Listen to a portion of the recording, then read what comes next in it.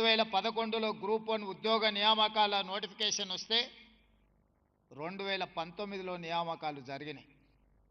ఆ తర్వాత నోటిఫికేషన్ వస్తే 2025 వరకు 14 సంవత్సరాలు సుదీర్ఘమైన కాలం గ్రూప్ 1 నియామకాలను చేపట్టలేదు అనంటే ఉమ్మడి రాష్ట్రంలో కానీ ప్రత్యేక తెలంగాణ రాష్ట్రంలో 10 సంవత్సరాలు ఒక యువకుడి వయసు 22-23 సంవత్సరాల వయసులో గ్రూప్ 1 ఉద్యోగం కోసం గ్రూప్ 2 ఉద్యోగం కోసం ప్రయత్నం మొదలు పెడితే 14 సంవత్సరాలు పరీక్షలు జరగక ఉద్యోగం రాక అమీర్పేట్లోనో అశోక్ నగర్ చౌరస్తాలోనో దిల్సుఖ్ నగర్ చౌరస్తాలోనో కోచింగ్ సెంటర్లు వెంబడి 14 సంవత్సరాలు తిరిగితే ఇంతకంటే దారుణం ఘోరం ఎక్కడైనా ఉంటుందా? మీరు ఒక్కసారి ఆలోచన చేయండి.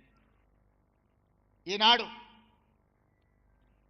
ఏ ఒక్క నోటిఫికేషన్ ఇచ్చినా ఇప్పుడు చీఫ్ సెక్రటరీ రామకృష్ణారావు గారు ఒక మాట చెప్పారు. గ్రూప్ 3 నోటిఫికేషన్ ఇస్తే 5 లక్షల అప్లికేషన్స్ వచ్చినాయి. 2.5 లక్షల మంది విద్యార్థులు పరీక్షలు రాసిండ్రు. అందులో 1370 మంది ఎంపిక కాబడ్డారు అని. గ్రూప్ 1లో 563 ఉద్యోగాల కోసం దాదాపుగా 5 లక్షల మంది అప్లికేషన్ పెట్టుకున్నారు. గ్రూప్ 2 731 ఉద్యోగాలకు దాదాపుగా అంతే శాతం పోటీ పరీక్షలకు ప్రిపేర్ అయ్యారు.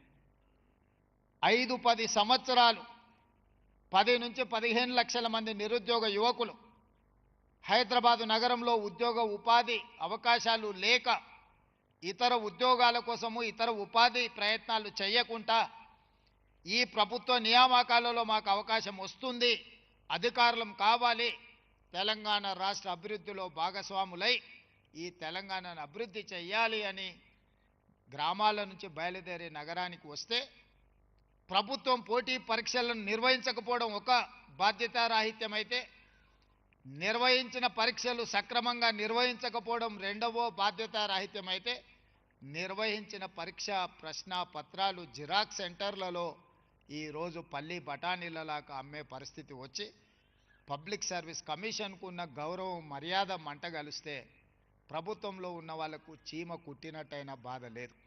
కానీ లక్షలాది మంది నిరుద్యోగ యువకుల యొక్క జీవితాలతో చెలగాటమాడే అధికారం వాళ్ళకి ఎవరిచ్చిండ్రు?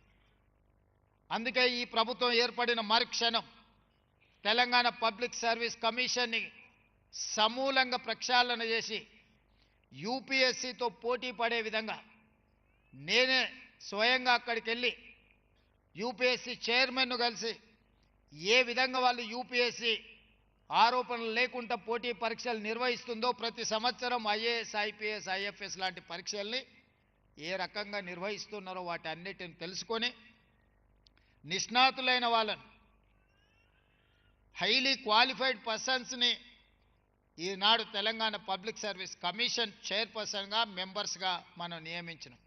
గతంలో నియామకాలను ఒక్కసారి చూస్తే ఒక ఆర్ఎంపీ డాక్టర్, ఒక డెప్యూటీ ఎంఆర్ఓ, లేకపోతే ఒక రిటైర్డ్ టీచర్, ఇలాంటి వాళ్ళను పబ్లిక్ సర్వీస్ కమిషన్లో మెంబర్స్గా నియమించారు.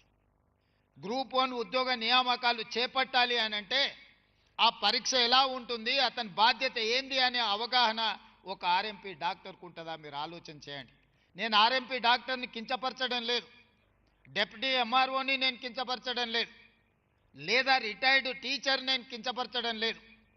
వాళ్ళు చేసిన ఉద్యోగాల స్థాయి ఏంది, వాళ్ళు నియామక పత్రాలు అందించబోయే పోటీ పరీక్షల ప్రశ్న పత్రాలు తయారు చేసే బాధ్యత గ్రూప్ 1 గ్రూప్ 2 గ్రూప్ 3 లాంటి ఉద్యోగాలకు ఆ నియామకాలను చేపట్టడానికి వాళ్ళకు బాధ్యత ఇస్తే ఏ రకమైన విధి విధానాలను వాళ్ళు నిర్ణయిస్తారో మీరు ఒక్కసారి ఆలోచన చేయండి. ఇంత నిర్లక్ష్యం తెలంగాణ నిరుద్యోగుల పట్ల ఆనాటి ప్రభుత్వం వ్యవహరించింది. అందుకే మీ పరీక్షలు నిర్వహించాలన్నా మీ ఉద్యోగ నియామకాలు చేపట్టాలంటే మీకంటే అత్యధిక విద్యను అభ్యసించిన వాళ్ళు, మీకంటే ఎక్కువ అనుభవం ఉన్న వాళ్ళు, మీతో పాటు తెలంగాణ పట్ల చిత్తశుద్ధి ఉన్న వాళ్ళనే ఈరోజు పబ్లిక్ సర్వీస్ కమిషన్ చైర్పర్సన్స్గా మెంబర్స్గా నియమించి ఆ పరీక్షలను పూర్తి చేయడం జరిగింది. మీకు ఒక్క మాట చెప్పదలుచుకున్నా, డిఎస్సి మీరు ఎప్పుడైనా హిస్టరీని తీసుకోండి. నోటిఫికేషన్ నుంచి నియామకాలు 55 రోజుల్లో పూర్తి చేసి 11,000 మంది టీచర్లకు ఉద్యోగ నియామక పత్రాలు అందించినాం. ఇవన్నీ కూడా అది పోలీస్ డిపార్ట్మెంట్ రిక్రూట్మెంట్ కావచ్చు, మెడికల్ అండ్ హెల్త్ డిపార్ట్మెంట్ కావచ్చు, టీచర్ల నియామకం కావచ్చు, లేకపోతే గ్రూప్ 1, గ్రూప్ 2, గ్రూప్ 3, గ్రూప్ 4 ప్రభుత్వ ఉద్యోగ నియామకాలు కావచ్చు.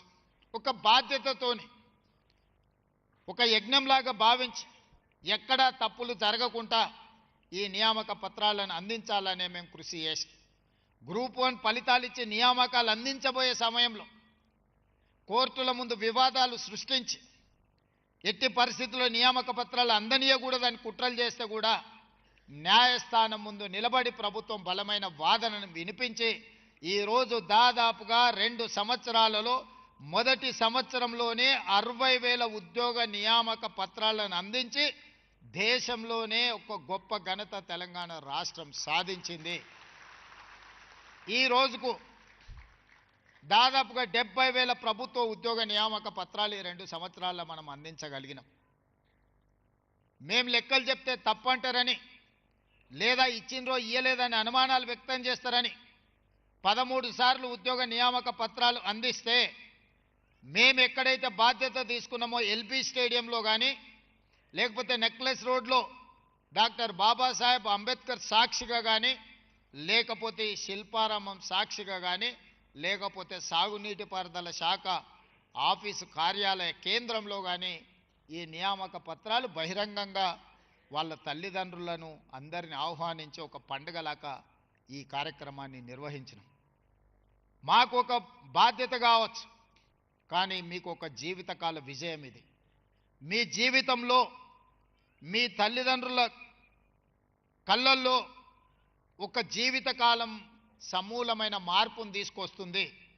ఈరోజు ఈ ఉద్యోగం మీరు కాదు, మీ భవిష్యత్ తరాలకు కూడా ఇది ఒక దిక్సూచిగా మారుతుంది.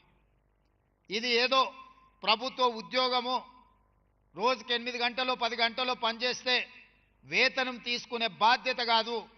తెలంగాణ రాష్ట్ర ప్రభుత్వంలో ఉద్యోగం అంటే ఇది ఒక భావోద్వేగము. ఈ తెలంగాణ రాష్ట్రాన్ని పోరాటం చేసి సాధించుకున్నది ఒక భావోద్వేగంతో. ఈ ప్రభుత్వ ఉద్యోగము మీకు మాకు ఒక భావోద్వేగం. ఈ భావోద్వేగం తెలంగాణ పునర్నిర్మాణంలో మిమ్మల్ని భాగస్వాములను చేస్తుంది. ఇందులో మీరు మేము మనందరం కలిసికట్టుగా పనిచేస్తే ఈ తెలంగాణ రాష్ట్రం దేశానికే కాదు ప్రపంచానికే ఆదర్శంగా అభివృద్ధి చెందగలిగిన అన్ని వసతులు వనరులు ఈ తెలంగాణ రాష్ట్రంలో ఉన్నాయి.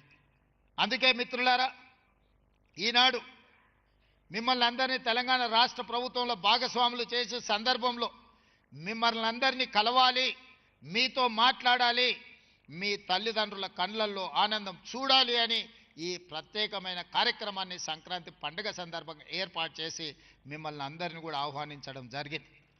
మీ శాఖలలో మీ అధికారులకు చెప్పి కూడా మీకు ఉద్యోగ నియామక పత్రాలు ఇవ్వచ్చు.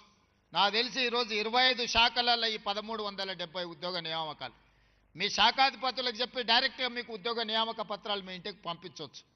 కానీ ఈ సందర్భంగా మిమ్మల్ని అందరినీ కలవాలి, మీతోని మాట్లాడాలన్నది నా ఆకాంక్ష. ఈనాటి వరకు మీరు సామాన్యులు, ఈరోజు నియామక పత్రం అందిన తర్వాత ఈ తెలంగాణ ప్రభుత్వంలో మీరు భాగస్వాములు. దాదాపుగా 10.5 లక్షల మంది ఈ ప్రభుత్వంలో ప్రభుత్వ ఉద్యోగులుగా, అవుట్సోర్సింగ్ ఉద్యోగులుగా, కాంట్రాక్ట్ ఉద్యోగులుగా, ఎన్ఎంఆర్ సిస్టంలో పనిచేసే వాళ్ళు 4 కోట్ల తెలంగాణ ప్రజల యొక్క సంక్షేమము అభివృద్ధి కార్యక్రమాలను ఈరోజు మీరు అమలు చేయబోతున్నారు. మొట్టమొదటి ప్రధానమంత్రి దేశానికి బాధ్యత తీసుకున్నప్పుడు పండిత్ జవహర్లాల్ నెహ్రూ గారు ఆ రోజు కరువు విలయ తాండవం చేస్తున్నది దేశంలో. నిరక్షరాస్యత, చదువులేనితనం ఈ దేశాన్ని ఏ దిశగా నడిపిస్తుందో ఎవరికి తెలియని పరిస్థితి. అందుకే మొట్టమొదటి ప్రధానమంత్రి ఒక నిర్ణయం తీసుకున్నాడు. My top priority is education and irrigation. అంటే విద్య, వ్యవసాయము మొట్టమొదటి ప్రాధాన్యత కింద తీసుకుంటున్నాను. ఈ దేశంలో ఉన్న యూనివర్సిటీలను అన్నిటిని కూడా పండిత్ జవహర్లాల్ నెహ్రూ గారు ప్రారంభించడం జరిగింది. ప్రధానమైన విశ్వవిద్యాలయాలన్నీ కూడా పండిత్ జవహర్లాల్ నెహ్రూ గారి హయాంలో మొదలుపెట్టిందే. ఆ తర్వాత సాగునీటి ప్రాజెక్టులు శ్రీశైలం కావచ్చు, నాగార్జున సాగర్ కావచ్చు, బాక్రానంగల్ డ్యామ్ కావచ్చు, ఎస్ఆర్ఎస్పి కావచ్చు. తెలంగాణ ప్రాంతంలోనే ఆనాటి ప్రధానమంత్రి 3 ప్రధానమైన సాగునీటి ప్రాజెక్టులు శ్రీశైలం, నాగార్జున సాగర్, ఎస్ఆర్ఎస్పి లాంటి ప్రాజెక్టులను ప్రారంభించడం ద్వారా ఈ ప్రజలు కరువు కాటకాలల్ల ఆనాటి పరిస్థితులు మీ ముత్తాతలు ఎవరైనా ఉంటే, మీ తాతలు ఎవరైనా ఉంటే కనుక్కోండి. మట్టి తిని బతికే పరిస్థితులు ఆనాడు ఉన్నాయి. ఆకలితో అలమటించి తినడానికి ఆకులు అలములు కూడా దొరకక బురద మట్టి కూడా తిని బతికిన రోజులు ఈ దేశంలో దేశ స్వతంత్రం వచ్చిన మొదటి నాళ్లలో ఉండే. అక్కడి నుంచి ఈ దేశాన్ని ఒక్కొక్క మెట్టుగా పంచవర్ష ప్రణాళికలు తీసుకొచ్చి, హరిత విప్లవం తీసుకొచ్చి ఈ దేశంలో ఆకలి తీర్చడమే కాకుండా ఫుడ్ సెక్యూరిటీ చట్టాన్ని తీసుకొచ్చి ఈ దేశంలో పుట్టిన ప్రతి పౌరుడికి ఆహార భద్రతను కల్పించిన పార్టీ ప్రభుత్వం పండిత్ జవహర్లాల్ నెహ్రూ గారి నాయకత్వంలో ఏర్పడ్డ ఈ దేశ స్వతంత్రం, ఈ దేశం.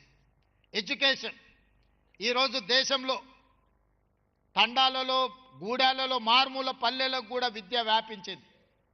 కానీ ఈనాడు పునః సమీక్షించుకొని మళ్ళీ నూతన టార్గెట్స్ మనం నిర్ణయించుకోవాల్సిన సందర్భం వచ్చింది. ఈరోజు విద్యకు సమస్య లేదు, విద్య అన్ని ప్రాంతాలకు వ్యాపించింది. కానీ నాణ్యమైన విద్య